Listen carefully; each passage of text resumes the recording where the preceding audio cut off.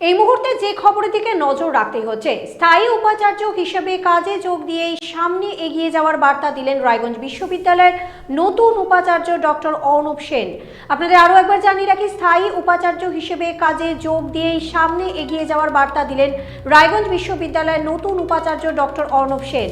মঙ্গলবার দুপুরে বিশ্ববিদ্যালয়ের উপাচার্য কনফারেন্স হলে সাংবাদিক সম্মেলনে এসে তার কর্মজীবনের অভিজ্ঞতার কথা বলে সকলকে আশ্বাস দেওয়ার পাশাপাশি রাজ্য সরকারকে ধন্যবাদ জ্ঞাপন করেন উপাচার্য অর্ণব সেন। আপনাদের আরও একবার জানিয়ে রাখি, স্থায়ী উপাচার্য হিসেবে কাজে যোগ দিয়ে সামনে এগিয়ে যাওয়ার বার্তা দিলেন রায়গঞ্জ বিশ্ববিদ্যালয়ের নতুন উপাচার্য ডক্টর অর্ণব সেন। মঙ্গলবার দুপুরে বিশ্ববিদ্যালয় উপাচার্যের কনফারেন্স হলে সাংবাদিক সম্মেলনে এসে তার কর্মজীবনের অভিজ্ঞতার কথা বলে সকলকে আশ্বাস দেওয়ার পাশাপাশি রাজ্য সরকারকে ধন্যবাদ জ্ঞাপন করেন উপাচার্য অর্ণব সেন।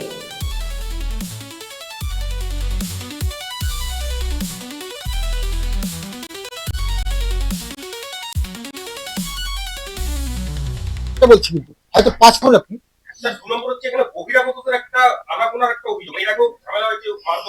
এইটা সব জায়গায় সব ইউনিভার্সিটির প্রবলেম, এমনকি খুন খারাপই পর্যন্ত হয়ে যাচ্ছে। এইটা ক্যাম্পাসে, ওই যে ক্যাম্পাসে হঠাৎ করে একটা লাল ঝুলল ক্যাম্পাসে, আমাদের বাগানে রয়েছে। হ্যাঁ, যতটা সম্ভব ক্যাম্পাসে বহিরাগত না আসে। ফরচুনেটলি এটা ছোট ক্যাম্পাস, এখানে ম্যানেজ করা সহজ আমার মনে হয়। এটা আমি দেখবো, দেখে যেমন আমার ঘরেই তো আমি আজকেই করে দিয়েছি যে স্লিপ দিয়ে দিয়ে ঢোকানো। আমার খারাপ লাগছে ঢুকতে, কিন্তু তাহলে কি সবাইকে যে কেউ ঢুকে গেলে আমরা করবো দরকার। আমরা আমি দেখেছি বিভিন্ন ইনস্টিটিউটে ওখানে যে সায়েন্টিস্ট তাকে ফোন করে তারপরে কনসেন্ট নিয়ে ঢোকানো হয়। সেরকম কিছু করতে হবে, আমাদের ভাবতে হবে। বাইরের লোক স্যার বলছি ক্যাড রিপোর্ট ইস্যুতে ব্রাত্য বসু বলেছিলেন কে যাচ্ছে স্যার ইসি ইস্যুতে একটা কিছু আপডেট আছে আপনাদের?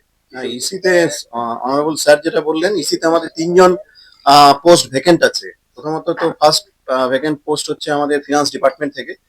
এখানে আমাদের আইন অনুযায়ী ফিনান্স ডিপার্টমেন্টের একজন নমিনি আমাদের এখানকার ইসির মেম্বার হন। তো অতি সম্প্রতি তার টেনিওর শেষ হয়ে গেছে। তারপর হচ্ছে state council of higher education, সেখানকার নমিনি তার কার্যকালের মেয়াদও শেষ হয়ে গেছে। এবং আমাদের ডিপিআই এর নমিনি তার কার্যকালের মেয়াদও শেষ হয়ে গেছে। 3 জায়গাতেই আমরা চিঠি পাঠিয়ে রেখেছি। চিঠি প্রায় 1 মাস হয়ে গেল, চিঠির এখনো উত্তর পাইনি। তবে স্যার আজকে জয়েন করার পরে আমরা আরেকবার ওদেরকে রিমাইন্ডার দেবো। আশা করি খুব তাড়াতাড়ি পেয়ে যাবো। খুব তাড়াতাড়ি পেয়ে গেলেই আমরা ইসির মিটিংটা করতে পারবো। বাকি সব মেম্বার্সরা রয়েছেন, কিন্তু 3 জন মেম্বার এখনো শর্টেজ রয়েছে ইসিতে। ওভারঅল ইসির মেম্বার স্যার না না, আমাদের ওভারঅল ইসির মেম্বার হচ্ছে কি 11 প্লাস আমি এক্স অফিসিও, আমাকে নিয়ে 12। তো 12 জনের মধ্যে 3 জন মেম্বার কিন্তু এখন নেই। আর আদার্স ইউনিভার্সিটি কজন আছে?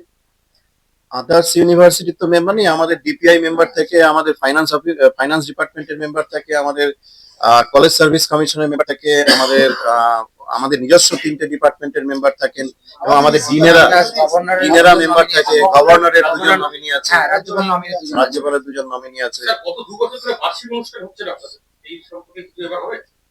হ্যাঁ স্যার আজকে জয়েন করলে নিশ্চয়ই স্যার ভাববেন বার্ষিক অনুষ্ঠান ছাত্রদের জন্য করতে হবে, এবং ছাত্ররা হয়তো আসবে, তারা ডেপুটেশন দিতে আসবে, আর তারা আমাকে জানিয়েও গেছেন স্যার।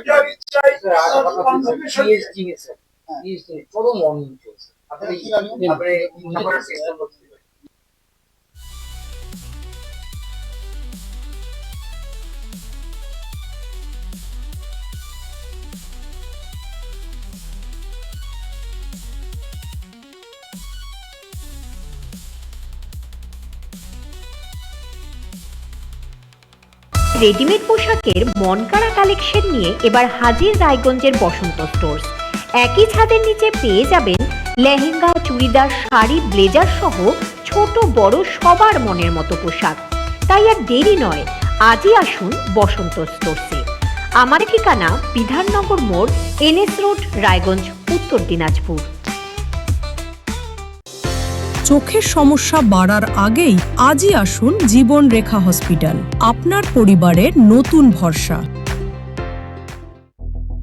আপনার স্বপ্ন এবার আপনার শহর রায়গঞ্জে।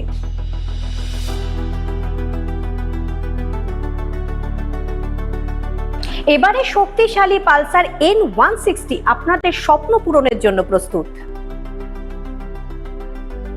সবচেয়ে কম দামে এবং আকর্ষণীয় ছাড়ে পেয়ে যাবেন আপনার স্বপ্নের বাইকটি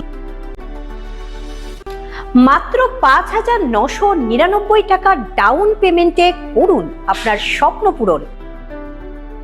এছাড়াও থাকছে 6,000 টাকা পর্যন্ত ডিসকাউন্ট এবং 10 বছরের ওয়ারেন্টি ও 2 বছর ফ্রি সার্ভিসের সুবিধা। সাথে থাকছে আরও অতিরিক্ত সেভিংসের সুযোগ। তাই আজই আসুন বাজাজ হুইলসে। আমাদের ঠিকানা পূর্ব অশোকপল্লী, পুরনো জাতীয় সড়কের পাশে, রায়গঞ্জ, উত্তর দিনাজপুর। গ্রসারি থেকে কসমেটিক্স,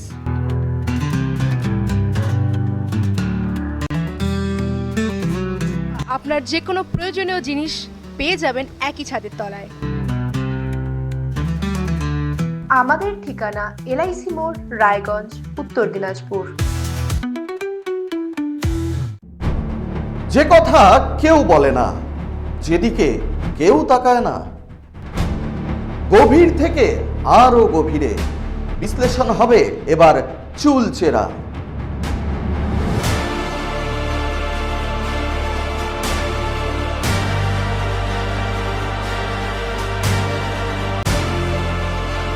কারোর দাবেদারি নয়। আমি সত্যান্বেষী, আমার সঙ্গে থাকুন প্রতিদিন রাত 8টায় শুধুমাত্র ভারত টিভিতে।